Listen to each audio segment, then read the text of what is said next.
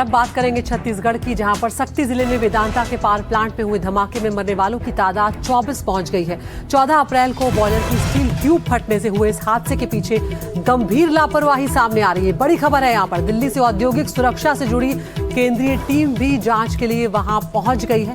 इससे पहले राज्य बॉयलर इंस्पेक्टर की रिपोर्ट में हादसे के पीछे गंभीर खामियों को वजह पाया गया है। इस हादसे के सिलसिले में दर्ज एफआईआर में वेदांता के चेयरमैन अनिल अग्रवाल का नाम भी शामिल कर लिया गया है और कई और लोगों के खिलाफ भी एफआईआर दर्ज कर ली गई है। तो इसमें अब मरने वालों की संख्या 24 तक पहुंच गई है। तो लापरवाही का जो मामला है यहाँ पर सीधे तौर पर अब सामने आ रहा है। हम अब रुक करेंगे हमारे सहयोगी नीलेश त्रिपाठी का। नीलेश, यहाँ पर जिस तरह की जांच की बात सामने आ रही है, क्या कुछ निकल कर आ रहा है, किस तरह की लापरवाही की बात सामने आ रही है और अब कार्रवाई के नाम पर यहाँ पर क्या कुछ किया जा रहा है? देखिए, अभी एक ताज़ा अपडेट ये है कि 24वीं मौत आज सुबह ही हुई है। इस पूरे घटनाक्रम के बाद 35 लोग प्रभावित हुए थे, जिसमें से 24 लोगों की मौत हो चुकी है। 24वीं मौत आज सुबह हुई। झारखंड का मूल निवासी रहने वाला जो श्रमिक जो यहाँ पर काम करता था, वहाँ रायगढ़ मेडिकल कॉलेज में उनका इलाज चल रहा था और आज सुबह उनकी मौत हो गई है। ये एक बड़ा अपडेट है। इसके अलावा केंद्रीय औद्योगिक सुरक्षा की जो टीम थी, उन्होंने लंबी जाँच की है। कल सुबह 8:30 बजे से लेकर लगभग 7 बजे शाम तक जाँच की गई और रात में भी कुछ लोगों से गेस्ट हाउस या आसपास बुलाकर उनसे पूछताछ की गई थी। ये भी एक जानकारी सोर्सेज से आ रही है।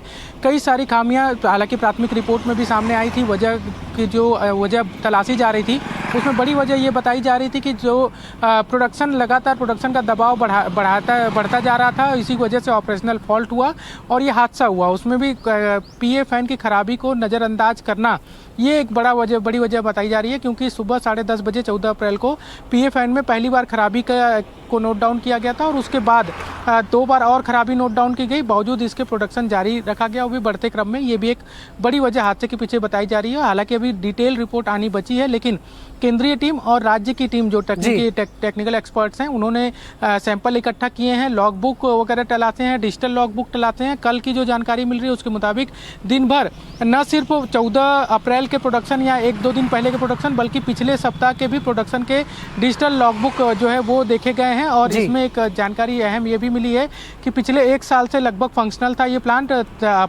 जुलाई 2025 से यहाँ से प्रोडक्शन शुरू हुआ था और इसके बीच में कई बार तकनीकी खराबी प्लांट में देखी गई और उसके बाद तो यहाँ पर तकनीकी खराबी देखी गई। बावजूद उसके नीलेश कदम जिस तरह के उठाए जाने चाहिए थे वो नहीं उठाए गए। अब यहाँ पर जो वेदांता के चेयरमैन है अनिल अग्रवाल, उन तक का नाम भी एफआईआर में शामिल किया गया है। किस तरह की धाराओं में मामला दर्ज किया गया और किस तरह की कानूनी कार्रवाई अब आगे की जा रही है?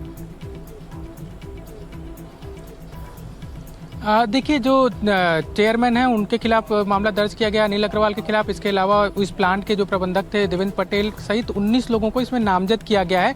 लेकिन इस मामले में कांग्रेस ने एक बड़ा गंभीर सवाल उठाया है। जो धाराएं लगी हैं उसमें कांग्रेस के जो प्रदेश अध्यक्ष हैं दीपक बैज, उन्होंने प्रेस कॉन्फ्रेंस की थी और उन्होंने इस बात को इंगित किया था कि ये जो धाराएं लगी हैं बहुत ही सामान्य हैं, इन धाराओं को घर बैठकर भी कोई जमानत ले सकता है। जबकि जो चरणदास महंत है नेता प्रतिपक्ष, उन्होंने कहा था कि बीएनएस की जो ताज़ा धारा है 105, जिसके तहत जो गंभीर लापरवाही और उसके तहत दर्ज किया जाता है, जिसमें सजा का भी प्रावधान है और इसके अलावा लंबा जुर्माना के भी प्रावधान है, उसके तहत मामला दर्ज किया जाना चाहिए। उन्होंने सरकार और स्थानीय सरकार और प्रशासन पर ये सवाल उठाए थे कि सिर्फ नाम शामिल कर लेने से कुछ नहीं होगा।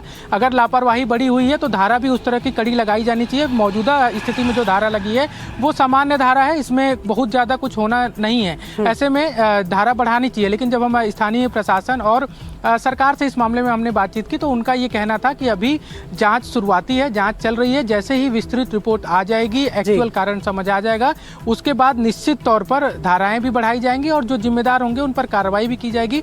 इस बात को लेकर जिला प्रशासन और सरकार ने ठीक है।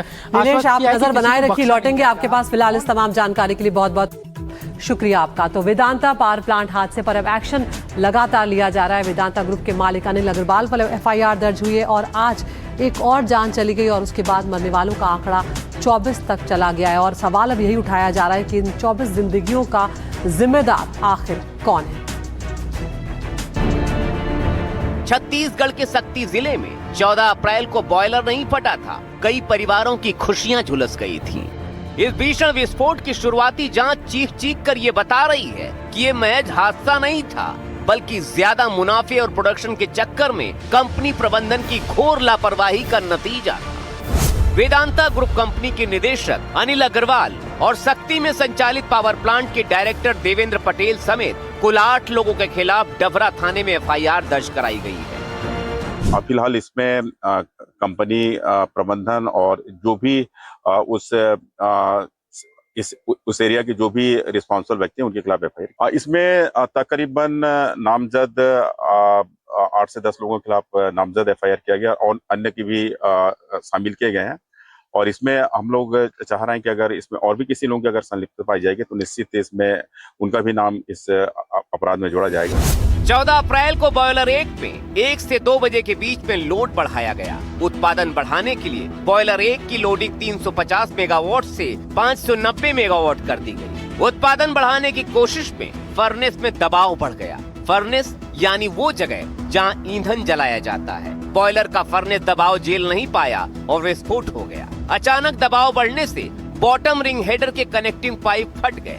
खास बात ये रही कि 3 से 4 घंटे पहले से ही बॉयलर के प्राइमरी एयर फैन में खराबी दिख रही थी। लॉगबुक में सुबह 10:30 बजे PA फैन में खराबी दर्ज की गई थी, जिसकी वजह से हवा और ईंधन का संतुलन बिगड़ गया। इससे फर्नेस में अधजला ईंधन जमा होने की आशंका बढ़ गई।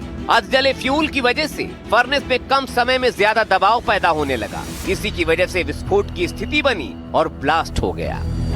सवाल है कि जब तकनीकी खामी 3 से 4 घंटे पहले पता चल गई थी तो फिर ऑपरेशन रोका क्यों नहीं गया? क्या अधिक प्रोडक्शन की लालच में श्रमिकों की जान जोखिम में डालकर काम जारी रखा गया? PA फैन की खराबी के बाद तुरंत बैकअप सिस्टम काम क्यों नहीं किया? सोचिए, बॉयलर में विस्फोट का मतलब उसके अधिकारी अच्छी तरह से जानते थे। माना जा रहा है जिस समय दबाव बढ़ाया गया होगा, बॉयलर के अंदर का तापमान कम से कम 500 डिग्री सेल्सियस तक जरूर रहा होगा। ऐसे समय में विस्फोट होने के बाद मजदूरों के साथ क्या हुआ होगा, सोचकर ही आत्मा कांप जाती है। लेकिन आरोप है कि कंपनी मैनेजमेंट ने इस पूरे खतरे को नजरअंदाज किया और उत्पादन बढ़ाने की कोशिश की। खास बात ये भी रही कि बॉयलर में पहले से ही गड़बड़ी के संकेत मिल रहे थे। कंट्रोल रूम के कंप्यूटर पर दिखाई दे रहे लाल सिग्नल इस बात की चेतावनी दे रहे थे कि स्थिति सामान्य नहीं है, मतलब मशीनें सही से काम नहीं कर रही हैं। इसके बावजूद उन संकेतों को नजरअंदाज किया गया और उत्पादन जारी रखा गया। सिर्फ उत्पादन जारी नहीं रखा गया, बल्कि उसकी क्षमता को और बढ़ा दिया गया। नतीजा बम जैसा भारी भरकम विस्फोट। इस भीषण हादसे पर छत्तीसगढ़ के मुख्यमंत्री ने भी सख्त रुख अपनाया है। उन्होंने कहा कि दोषियों पर कड़ी कार्रवाई की जाएगी। हाँ बिल्कुल, वो तो जब घटना घटी थी तभी हमने कहा था कि इसकी जांच होगी और जो भी दोषीदार होंगे उनको पर सख्ती से कार्रवाई होगी। तो जांच का आदेश भी हो गया है और अच्छे जो घायल हैं उनका इलाज का भी व्यवस्था हो रही है। औद्योगिक सुरक्षा के मामले में छत्तीसगढ़ में वेदांता समूह का इतिहास काला ही रहा है। राज्य निर्माण के बाद से अब तक सबसे भीषण औद्योगिक दुर्घटनाएं वेदांता ग्रुप के कारखानों में ही हुई है। छत्तीसगढ़ का सबसे बड़ा औद्योगिक हादसा 23 सितंबर 2009 को कोरबा में वेदांता स्टरलाइट पावर प्लांट में हुआ था, जहां 1200 मेगावाट बिजली संयंत्र की 240 मीटर ऊंची निर्माणाधीन चिमनी ढह गई थी। उस हादसे में 40 मजदूरों की मलबे में दबकर मौत हो गई थी। हादसे की जांच में एक गवाही से ये साबित हुआ कि जिस जमीन पर चिमनी बनाई जा रही थी उसके लिए कभी भी कोई NOC जारी ही नहीं की गई थी। चिमनी का निर्माण कोरबा विकास योजना के प्रावधानों के विपरीत था और 16 से 17 साल बाद भी किसी भी जिम्मेदार पर कोई कठोर कार्रवाई तक नहीं हुई। आरोप है कि कंपनी में मेड इन चाइना मशीनरी की वजह से ऐसे हादसे हो रहे हैं। लगभग 10 से 11 साल तक वो पावर प्लांट को चालू नहीं किया गया। वो बंद के हालत में 10 से 11 साल तक पड़ी रही। फिर उसके बाद उस बंद पावर प्लांट को वेदांता कंपनी ने खरीदा और लगभग साल भर पहले उसको चालू किया। निर्मित पावर प्लांट को तुरंत कमीशनिंग की जाती, चालू किया जाता तो हादसे का चांसेस कम रहती। छत्तीसगढ़ कांग्रेस ने भी शक्ति पावर प्लांट हादसे पर गंभीर सवाल उठाए हैं। जो मौतें हुई है ये बेहद दर्दनाक है और प्रशासन को उसे जांच कमेटी बनाना चाहिए कि आखिर इसके लिए जिम्मेदार कौन है और इसके खिलाफ FIR करके तय करना चाहिए कि जिम्मेदार कौन है। शुरुआती जांच में हादसे में लापरवाही उजागर हुई है। FIR दर्ज हो चुकी है और अब आगे की जांच बिलासपुर संभाग आयुक्त को सौंपी गई है। दूसरी तरफ औद्योगिक सुरक्षा से जुड़ी केंद्रीय टीम भी जांच के लिए सक्ती पहुंच गई है। उनके अलावा दिल्ली से इंडस्ट्रियल सेफ्टी डिपार्टमेंट से जुड़े अधिकारी भी जांच के लिए पहुंच गए हैं, जो अगले कुछ दिनों में जांच की रिपोर्ट सौंपेंगे। लेकिन बड़ा सवाल है, क्या दोषियों के खिलाफ कार्रवाई होगी? क्या मजदूरों को इंसाफ मिलेगा? क्या आगे से ऐसा हादसा न होने का भरोसा मिलेगा? सवाल और भी है। और इस मामले पर हमारे संवाददाता नीलेश त्रिपाठी ने कुछ देर पहले बॉयलर प्लांट में काम करने वाले मजदूरों से बात की। उनसे पूछा कि क्या प्लांट में खतरा था। काम के दौरान कभी ऐसा लगा कि जो सुरक्षा मानक है उसके पालन नहीं होते? हादसे की वजह क्या नजर आ रही है? क्योंकि आप वहाँ पे काम करते हैं तो बेहतर बता सकते हैं कि कहाँ पर क्या दिक्कत परेशानी हो रही होगी। यहाँ पे बहुत दिक्कत है। क्या दिक्कत है? गर्दा उड़ता है ना वो प्लांट तो तुमका बड़ा था ना पूरा। अच्छा। हाँ, पूरा प्लांट तो बहुत कमजोर है, पूरा ब्लास्ट कर दिया वो। आप लोग को पहले से ऐसा आशंका थी कि हो सकता है था कि उड़ेगा? ये आशंका नहीं था कि ये मतलब उड़ जाएगा प्लांट। क्या चीज की आशंका थी? कि मतलब ब्लास्ट करेगा। ब्लास्ट करेगा ऐसा पता था? ऐसा नहीं, हम लोग को पता नहीं था। तो आप लोग बोल रहे हैं कि कमजोर है, कैसे पता चला पहले का? जैसे गर्दा उड़ रहा है उसमें ना, गर्दा निकल रहा था पहले से ही। अच्छा, तो इसकी जानकारी आप लोग दिए थे संबंधित जो भी आपके जिम्मेदार है, ठेकेदार या कोई अधिकारी वहाँ पर? हाँ। कब दिए थे? वही तुम 2-4 दिन पहले बोले थे कि बहुत गर्दा निकल रहा है, तो कह रहा है यहाँ पे निकल करता है ऐसे ही। कब 4 दिन पहले? मतलब किसको बताए थे आप?